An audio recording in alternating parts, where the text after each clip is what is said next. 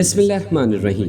अस्सलाम वालेकुम dear students, Khatri brothers के चैनल से एक मरतबा फिर हाजिर खिदमत हूँ। आज बीकॉम फ़ाइनल के रिड्यूस सिलेबस जो कि कराची यूनिवर्सिटी ने 2020 एनुअल एग्ज़ामिनेशन के लिए दिया है, उसकी एक्सप्लेनेशन के लिए हाजिर खिदमत हूँ।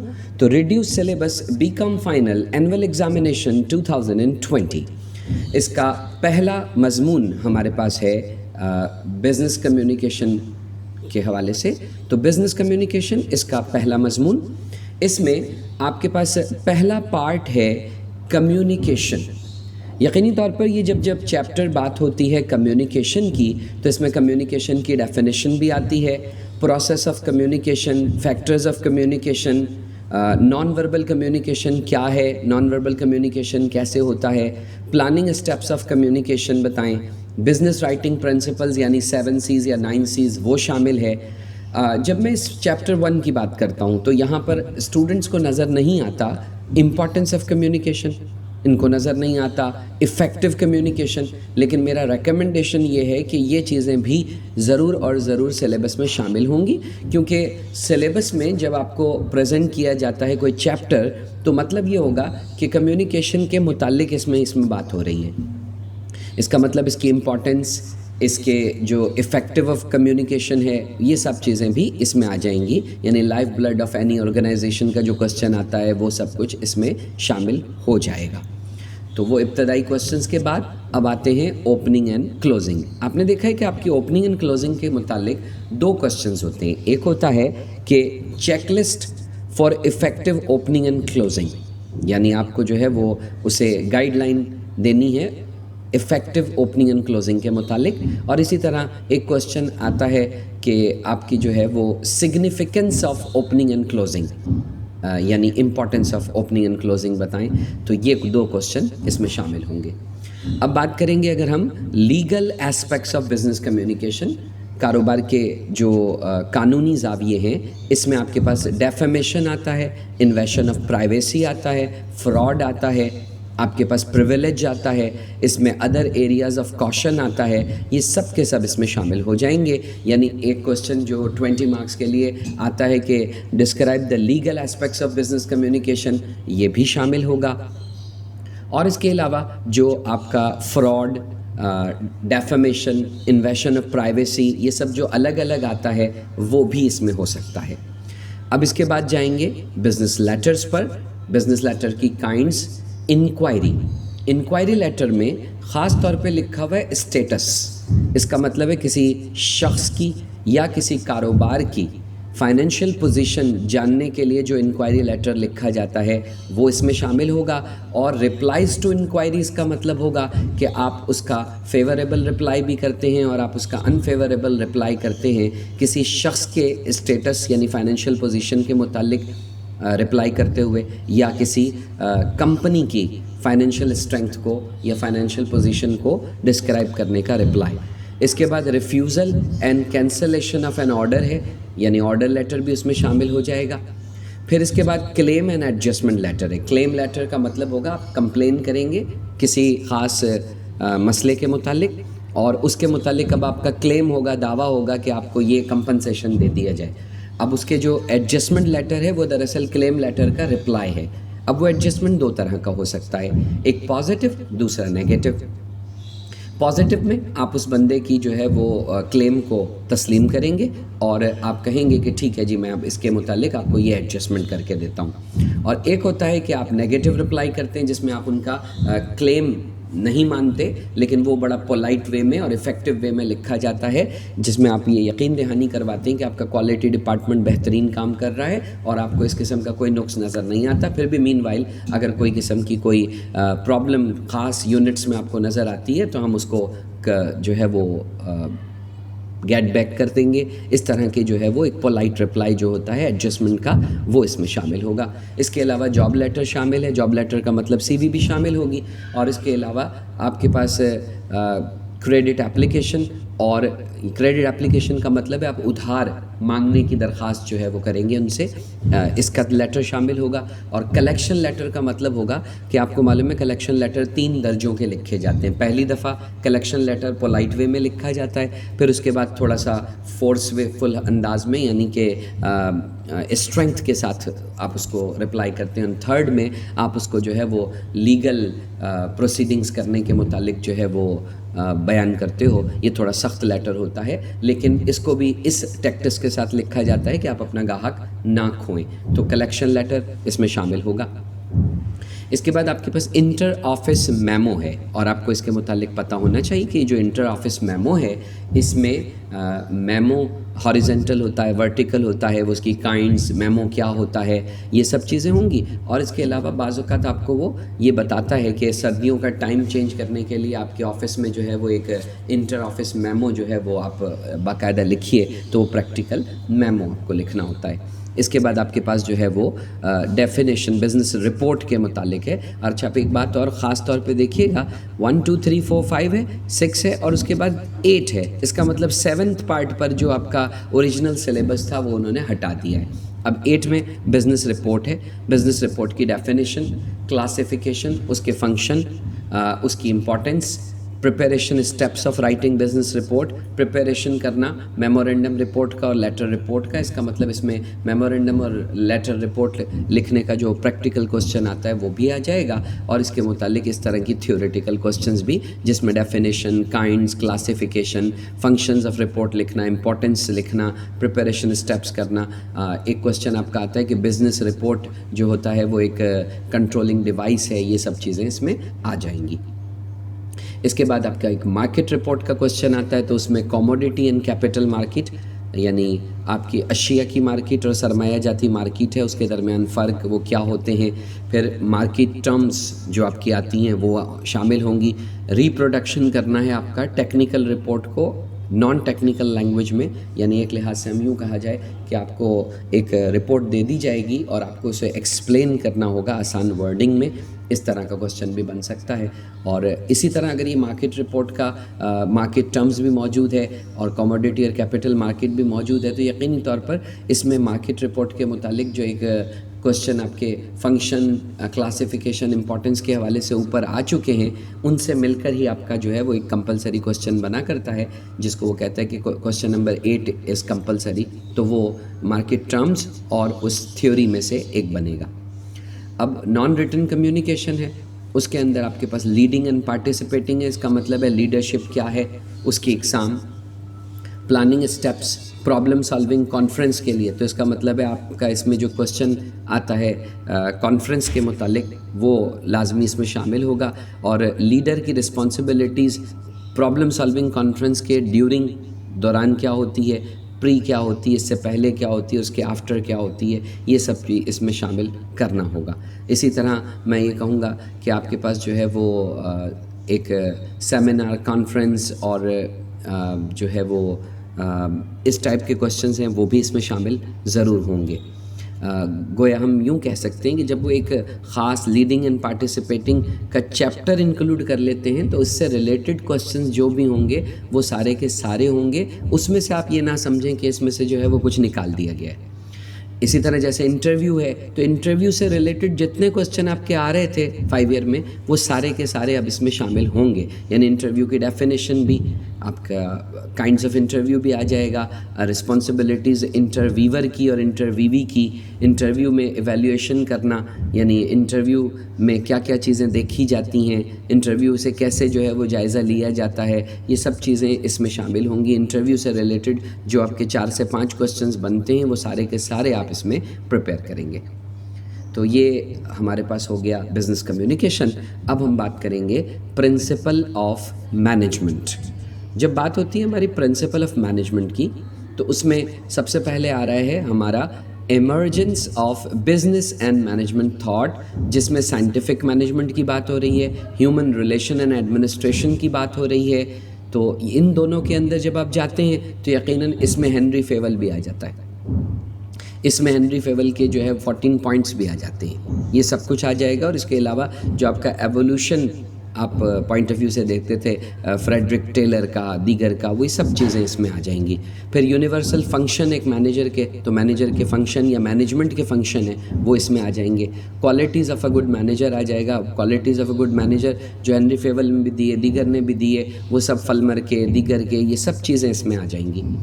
پھر اس کے بعد افیکٹو ڈیسیشن میکنگ ہے. ڈیسیشن میکنگ کے چیپٹر کا ہونے کا مطلب ہے کہ آپ کی فیصلہ کاری کے متعلق جو چیپٹر ہے اس کے اندر جو کچھ ہے وہ سب کچھ اس میں آ جائے گا. یعنی ڈیسیشن میکنگ کا پروسیس کیا ہوتا ہے، اس کی ڈیفینیشن دیں.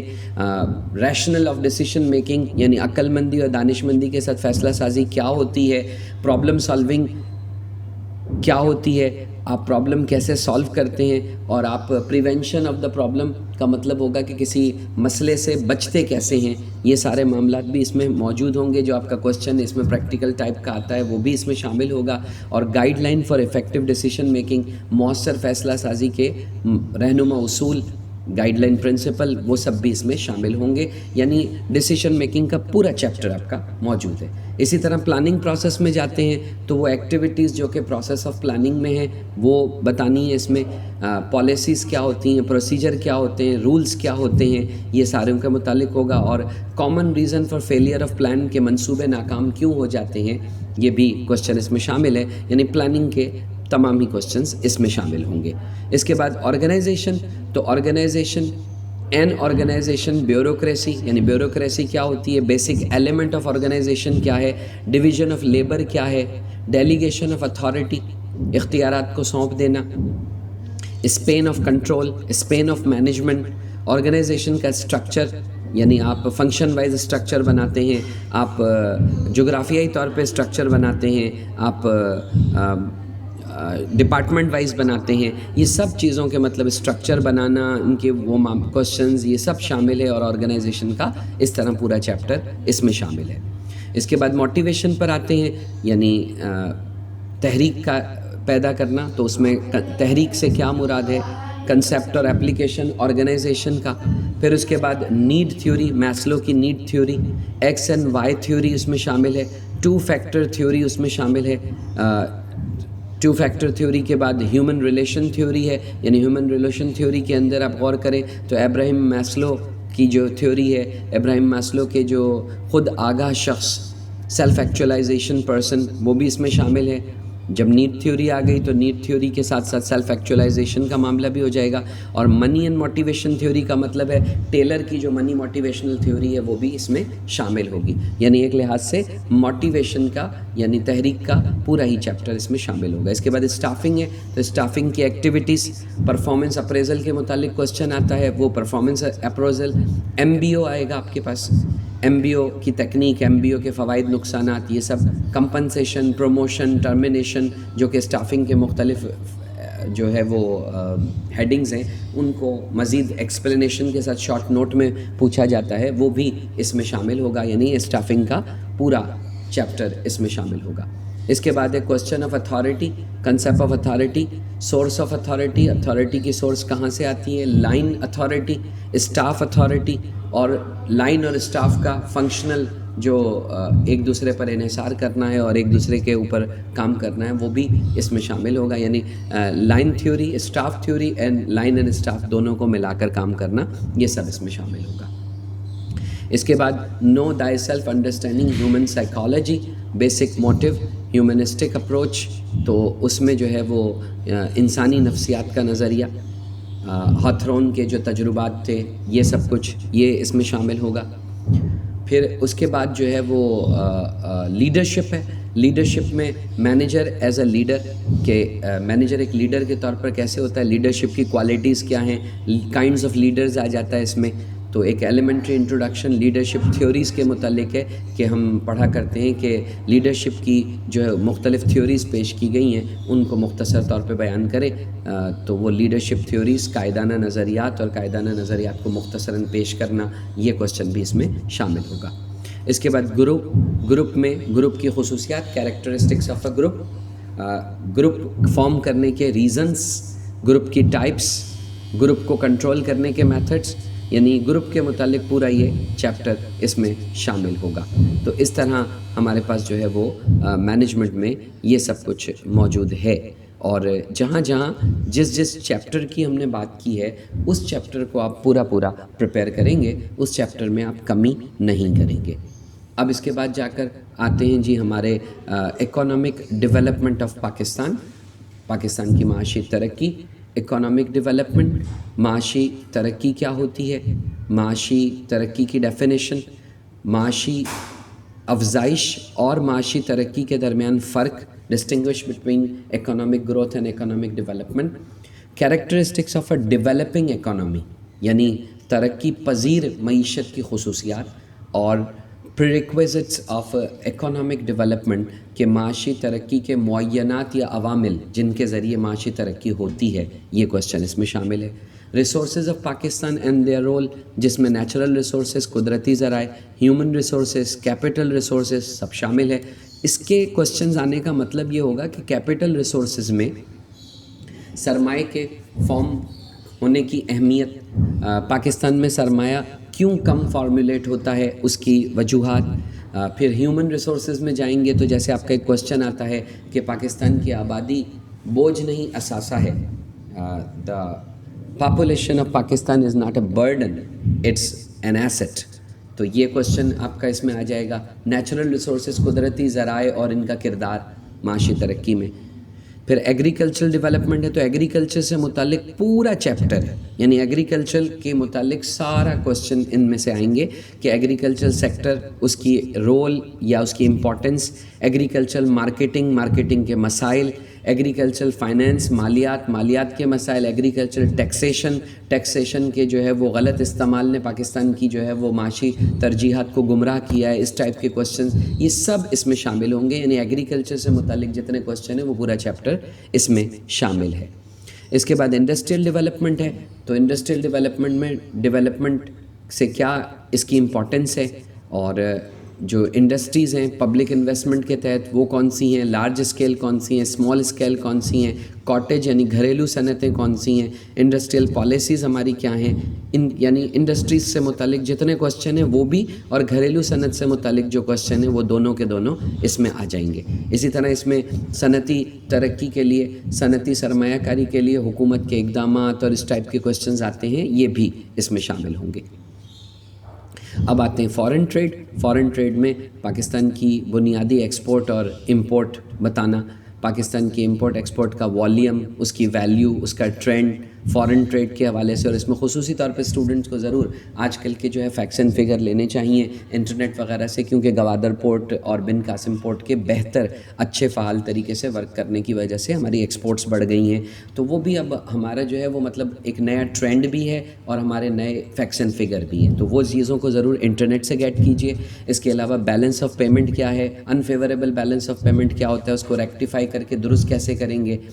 اسی طرح امپورٹ سبسٹیٹیوشنز کیا ہیں اور ایکسپورٹ پروموشن کی کیا اسٹریٹجیز ہیں، یعنی ایکسپورٹ کو پروموٹ کرنے کے لیے گورنمنٹ کے اسٹیپس، اور ایکسپورٹ کرنے کے لیے ہمارے یہاں سرمایہ کاری جو ہے اس کی اچھی فضا قائم کرنا۔ ہمارے پاس ایک کوشچن یہ بھی آتا ہے کہ امپورٹ کرنے کی جگہ پر ہم جو ہے وہ کیا کریں، ان چیزوں کو اپنے یہاں پر سرمایہ کاری کی اچھی فضا کر کے یہاں پیدا کریں اور اس کے فائدے کیا ہیں، اس ٹائپ کی یہ تمام کوشچنز اس میں شامل ہوں گے۔ اس کے بعد فارن ایڈ اور اکنامک اسسٹنس یعنی بیرونی امداد کے جو ہے وہ سورسز، ذرائع کون سے ہیں، اس کی فارم، شکلیں کون سی ہیں، ان کے فائدے، نقصانات، اور جو ہے وہ فارن ایڈ نے پاکستان کی جو ہے وہ معاشی ترقی کو گمراہ کیا ہے یا پیچھے کیا ہے، یہ ساری چیزیں، قرضوں کا برڈن، موجودہ پاکستان کا قرضہ، اس ٹائپ کی چیزیں ضرور آپ نے دیکھنی ہیں، اور وہ اپنے انٹرنیٹ سے بھی تھوڑا سا اس میں ضرور دیکھنا ہے تاکہ آپ کو کرنٹ فیکٹس اینڈ فگر کے متعلق جو ہے وہ پتہ ہو کہ پاکستان کا جو ہے وہ ڈیٹ برڈن کتنا ہے، اور پاکستان اس میں جو ہے وہ انٹرسٹ کتنا پے کر رہا ہے، یہ فیکٹس اینڈ فگر آپ کو ضرور حالیہ طور پر دیکھ لینے چاہیے۔ اب اس کے بعد ٹرانسپورٹ اینڈ کمیونیکیشن ہے، جس میں ٹرانسپورٹ کے مختلف مینز، ذرائع، اس کا رول اکنامک ڈیولپمنٹ میں۔ اب ظاہر سی بات ہے ٹرانسپورٹ کے اندر ٹرانسپورٹ بھی ہو جائے گا، کمیونیکیشن بھی، یعنی آمد و رفت اور ذرائع ابلاغ اور ان کا کردار، یہ کوشچن آپ کا ایک آتا ہے۔ اس میں سڑکوں کا کردار بھی آتا ہے، اس میں ریلوے کا کردار بھی آتا ہے، اس میں جو ہے وہ پاکستان کے اہم سڑکوں کے یا ذرائع نقل و حمل کے ذرائع، یہ سب بھی آ جائیں گے۔ اب بینکنگ اینڈ فائنانس پر جائیں گے تو کمرشل بینکس کا کردار معاشی ترقی میں، یہ آپ کو بینکنگ سے بھی مل جائے گا. اس کے علاوہ منی اور کیپٹل مارکیٹ اور ان کے انسٹرومنٹ، یعنی اس میں جو ہے وہ آپ پڑھا کرتے تھے بیسیکلی منی مارکیٹ کا، کیپٹل مارکیٹ کا، ان کے انسٹرومنٹ، مالیاتی ادارے ملکی طور پر اور بین الاقوامی طور پر، یہ پڑھا کرتے تھے آپ اس میں. تو یعنی اس میں IMF، ورلڈ بینک، ان کا کردار یہ سب بھی آ جاتا ہے. اور اسی طرح ملکی جو صنعتی قرضے فراہم کرنے کے لیے، زرعی قرضے، تجارتی قرضے فراہم کرنے والے ادارے ہیں، ان کا رول اور یہ ساری چیزیں بھی اس میں آ جائیں گی. پھر اس کے بعد بجٹ ہے. بجٹ میں پبلک ریونیو اور اس کے ہیڈ آف ایکسپینڈیچرز، یعنی ہم یوں کہیں کہ بجٹ میں ہمارے آمدنی کے ذرائع اور اخراجات کے جو ذرائع ہوتے ہیں وہ بتانے ہوتے ہیں.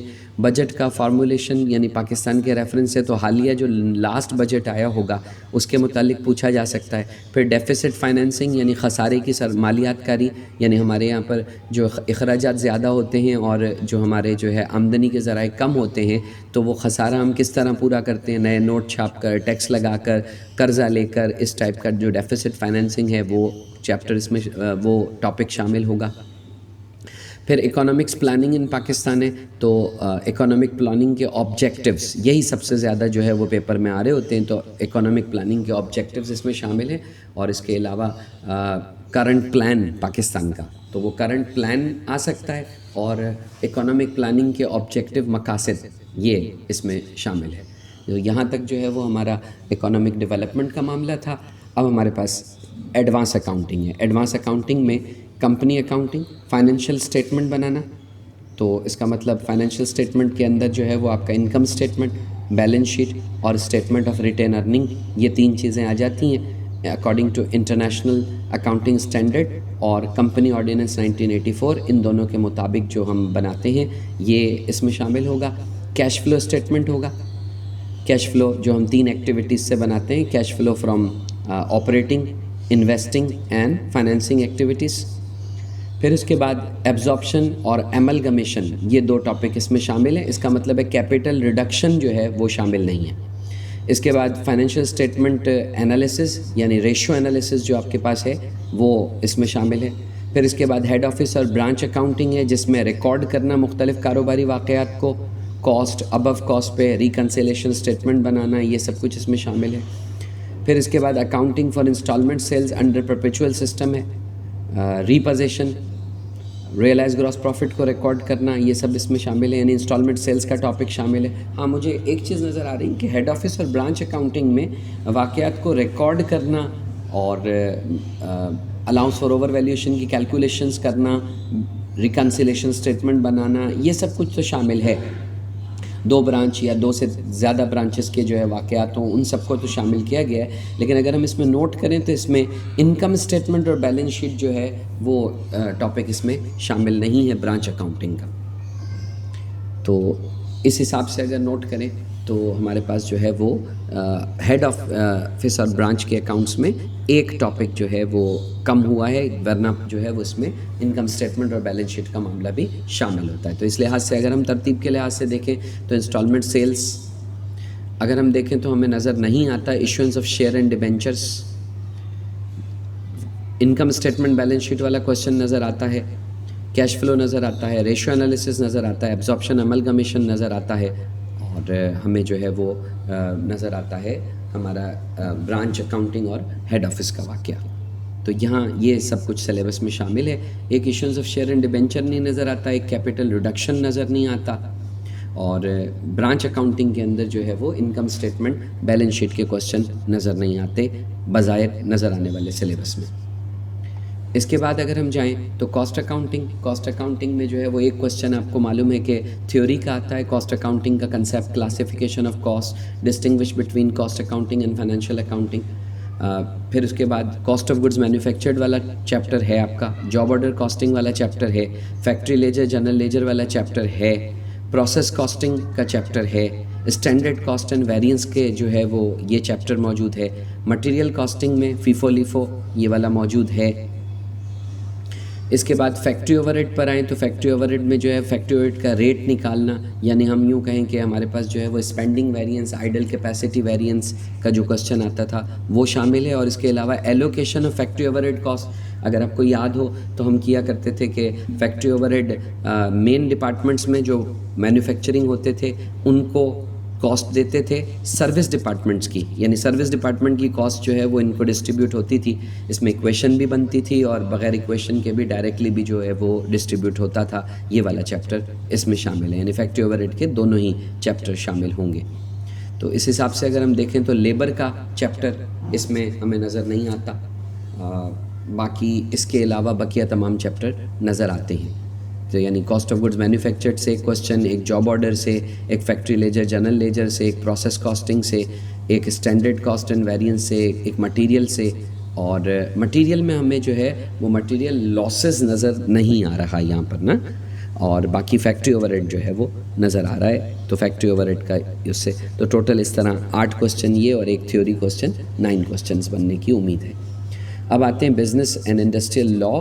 تو اس میں بہت امپورٹنٹلی میرا یہ کہنا ہوگا کہ لا آف کانٹریکٹ میں جس طرح لکھا ہوا ہے کہ انٹروڈکشن، کہ کانٹریکٹ کیا ہوتا ہے، ڈیفینیشن کانٹریکٹ کی دینا، ایسینشلز ایلیمنٹس آف اے کانٹریکٹ دینا، ویلڈ کانٹریکٹس کے، پھر وائڈ کانٹریکٹس کیا ہوتے ہیں، کنٹیجنٹ کانٹریکٹس کیا ہوتے ہیں، کانٹریکٹ ڈسچارج کیسے ہوتا ہے، کاسی کانٹریکٹ کیا ہوتے ہیں، انڈیمنیٹی اور گارنٹی کیا ہے، انڈیمنیٹی اور گارنٹی کے درمیان کے فرق موجود ہیں، بیلمنٹ کیا ہے، بیلمنٹ میں بیلر اور بیلی کی ڈیوٹیز ہیں، پلیج کیا ہے، پلیج کی کائنڈز ہے. ایجنسی آ گیا تو ایجنسی کا مطلب ہے اس میں ایجنٹ کی ڈیوٹیز، لائبلٹیز، پرنسپل کی ڈیوٹیز، لائبلٹیز، ایجنسی کیسے فارم ہوتی ہے، ایجنسی کیسے ختم کی جا سکتی ہے، سب کی چیزیں شامل ہوں گی.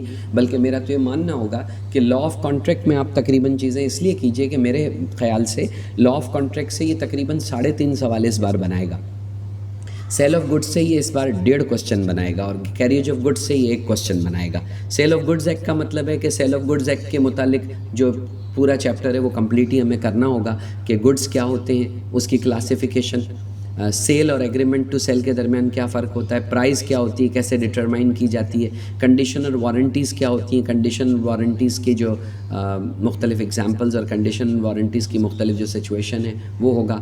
ٹرانسفر آف پراپرٹی یعنی ڈیلیوری اور اس کی رول یہ شامل ہے، آکشن آف سیل موجود ہے اس کے اندر، ٹرانسفر کرنا ٹائٹل کا، ان پیڈ سیلر کیا ہوتا ہے اور اس کے رائٹ کیا ہوتے ہیں. یعنی اوور آل اگر غور کریں تو سیل آف گڈز ایک کمپلیٹلی ہی موجود ہے. پھر کیریج آف گڈز ہے تو کامن کیریئر کیا ہوتا ہے، کامن کیریئر کے اسینشلز لوازمات کیا ہیں، اس کے رائٹس، اس کی ڈیوٹیز کامن کیریئر کی کیا ہیں، ریسٹرکٹڈ لائبلٹی ریلوے کیریج کی، کامن کیریئر بائی سی کس طرح ہوگا، اور کامن کیریئر بائی سی کے اندر جو ہے وہ کیا رولز ہیں، ان سب چیزوں کو جو ہے اس میں شامل کیا. مطلب کیریج آف گڈز آپ کا کمپلیٹ ہے، سیل آف گڈز کمپلیٹ ہے، اور آپ کا کانٹریکٹ کمپلیٹ ہے. تو مطلب کیا کیا ہٹا آپ کا جو ہے وہ پارٹنرشپ ایکٹ 1932 ہٹ گیا، نیگوشیبل انسٹرومنٹ ایکٹ 1881 یہ ہٹ گیا آپ کا. انڈسٹریل لاء پہ جاتے ہیں تو تینوں ہی چیپٹر موجود ہیں، فیکٹریز ایکٹ کا بھی پورا کمپلیٹ چیپٹر موجود ہے، انڈسٹریل ریلیشن آرڈیننس کمپلیٹ موجود ہے، ورکمن کمپنسیشن موجود ہے پورا. اس کا مطلب ہے جو آپ کا انڈسٹریل لاء ہے اس کے تینوں چیپٹر موجود ہیں اور اسی طرح سے موجود ہیں، تو اس کا مطلب ان میں جو ہے وہ کچھ ریڈیوس نہیں ہوا ہے، سارے ٹاپک ہی وہی نظر آتے ہیں کہ سارے ہی ٹاپک اس میں موجود ہیں. اب اس کے بعد جب جاتے ہیں auditing and income tax law پر تو ڈیفینیشن آڈیٹنگ کی، scope of audit, limitation audit کی کرنا، آڈٹ اور انویسٹیگیشن، کوالٹیز ایک آڈیٹر کی، آڈٹ کی ٹائپ، آرگنائزیشن اسٹرکچر کے مطابق، اسٹیچوٹری آڈٹ، آئینی audit, private audit, government audit یعنی آڈٹ کی جو اقسام ہیں، انٹرنل آڈٹ کیا ہوتا ہے، اس کے پریکٹیکل پوائنٹ آف ویو کیا ہے، اینول اور فائنل آڈٹ کیا ہوتا ہے، بیلنس شیٹ آڈٹ کیا ہے، پارشل آڈٹ کیا ہے، انٹرم آڈٹ کیا ہے، مینجمنٹ آڈٹ کیا ہے اور ان سے ریلیٹڈ سارے معاملات، آڈٹ پروگرام کیا ہوتا ہے اور آڈٹ پروگرام کیسے بنایا جاتا ہے ان سب کے متعلق ہے، آڈٹ ورکنگ پیپر کیا ہیں، ان کا مقصد کیا ہوتا ہے، اس کی ملکیت کس کے پاس ہوتی ہے، ثبوت کے طور پہ آڈیٹنگ میں کیا ہوتا ہے، ٹائپس آف ایویڈنس کون کون سے ہیں، آڈٹ کی ٹیکنیک کیا ہیں، ٹائپس آف آڈٹ ٹیکنیک کیا ہیں، آڈٹ شروعات کب کرتے ہیں، اس کو اپوائنٹ کون کرتا ہے، اس کی رائٹس اور ڈیوٹیز کیا ہیں، اس کی لائبلٹیز کیا ہیں آڈیٹر کی، انٹرنل کنٹرول یعنی اندرونی انتظام کاری جو ہوتی ہے افیکٹو انٹرنل کنٹرول کے لیے وہ کیا ہے، ڈویژیبل پروفٹ کیا ہوتا ہے، رانگ کیلکولیشن پروفٹ کا ہو جائے تو اس کے کیا اثرات ہوتے ہیں، آڈٹ رپورٹ لکھنے کے لیے جو آپ کی آتی ہے ایک 10 مارکس کے لیے، آڈٹ رپورٹ لکھنا، کلین آڈٹ رپورٹ لکھنا یا پھر کوالیفائڈ، اس میں 2 شرطیں جو ہے وہ شامل کر کے آڈٹ رپورٹ لکھنی ہوتی ہے، وہ شامل ہے۔ انکم ٹیکس لاء پر جائیں تو انکم ٹیکس کی اتھارٹیز کیا کیا ہیں، کمپٹیشن آپ ٹوٹل اور ٹیکسیبل انکم کی ایک انڈیویجول سیلریڈ پرسن کی کیسے نکالتے ہیں، اس میں رینٹل انکم کی جو پراپرٹی ہے وہ بھی شامل ہو جائے گی۔ اس کا مطلب ہے سیلریڈ پرسن کی انکم، جو سیلریڈ پرسن کو جو ہے وہ سیلری ملتی ہے پلس جو اس کے جو ہے الاؤنسز ہیں ان سب کی کیلکولیشن، اور اس میں رینٹل انکم جو پراپرٹی سے ہوتی ہے اس کے اوپر کیا رول ہیں، یہ سب چیزیں اس میں شامل ہیں۔ اس کا مطلب سیلز ٹیکس وغیرہ جو ہے وہ معاملات اس میں سے ہٹائے گئے ہیں۔ اب اس کے بعد اگر ہم جائیں بینکنگ اینڈ فائنینس پر، تو بینکنگ کی ڈیفینیشن، کائنڈز آف بینکنگ کے کائنڈز آف بینکس کون کون سے ہوتے ہیں، امپورٹنس اس کی کیا ہے، اس کے فنکشن ایک کمرشل بینک کے، فنڈز کیا ہوتے ہیں، فنڈز کے سورسز کیا ہیں، کرنٹ سیونگ فکس اکاؤنٹ یعنی آپ کے بینک اکاؤنٹ کی قسمیں، ان کے متعلق کریڈٹ انسٹرومنٹ کیا ہوتے ہیں، کریڈٹ انسٹرومنٹ کی کائنڈس، بینک لون کے لونز کتنی ٹائپ کے ہوتے ہیں، cash, credit, overdraft, discounting bill کرنا، loan at call, short notice, letter of credit کیا ہوتا ہے اس کی کائنڈس، مارٹگیج گروی رہن رکھوا کر، پرنسپل آف لینڈنگ کیا ہے یعنی قرض دیتے وقت جو ہے وہ اس قرض دینے کے اصول کیا ہیں، قرض دیتے وقت احتیاطی تدابیر کیا ہیں، پریکاشنس۔ اس کے بعد سینٹرل بینک ہے، سینٹرل بینک کے فنکشنز ہیں اور کریڈٹ کنٹرول کے وہ میتھڈ جو سینٹرل بینک اپناتا ہے وہ سب شامل ہے۔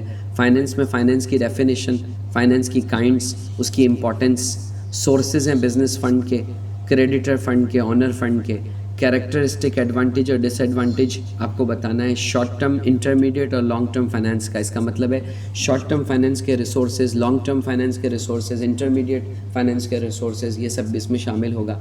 اسلامک موڈ آف فائنینس جو ہے وہ اس میں شامل ہے، جس میں کنزیومر فائنینس، مشارکہ، بے سلم، لیزنگ، ہائر پرچیز، لیزنگ ہوگا تو لیزنگ کے متعلق سبھی آ جائے گا، ہائر پرچیز، انویسٹمنٹ فائنینس، مشارکہ، مداربہ کا فرق، پھر ورکنگ کیپٹل، تو ورکنگ کیپٹل کا پورا چیپٹر اس میں شامل ہے۔ اچھا، یہ جو اسلامک موڈ آف فائنینس ہے اس میں ہم یہ بھی کہہ سکتے ہیں کہ what are the modes of Islamic finance, یہ کوشچن جو آتا ہے وہ بھی ہوگا، اور اسی طرح ایک ٹریڈیشنل بینک سے اسلامک بینک کس طرح مختلف ہوتا ہے وہ بھی اس میں آ جائے گا۔ ورکنگ کیپٹل میں اس کی definition, importance, kinds, factors, working capital کو کیلکولیٹ کرنا، سورس آف ورکنگ کیپٹل کس طرح افیکٹ کرتا ہے والیوم پر، مختلف چیزوں پر اس کے افیکٹ ہونا، یہ سب چیزیں بھی اس میں شامل ہوں گی، یعنی ورکنگ کیپٹل کا پورا چیپٹر جو ہے وہ اس میں شامل ہو جائے گا۔ تو اس طرح اگر اوور آل چیک کریں تو ہمارے پاس جو ہے وہ بینکنگ میں جن جن چیپٹرز پہ بات کی گئی ہے وہ چیپٹر آپ پورے جو ہے وہ سلیبس کا حصہ لے کر کام کریں گے۔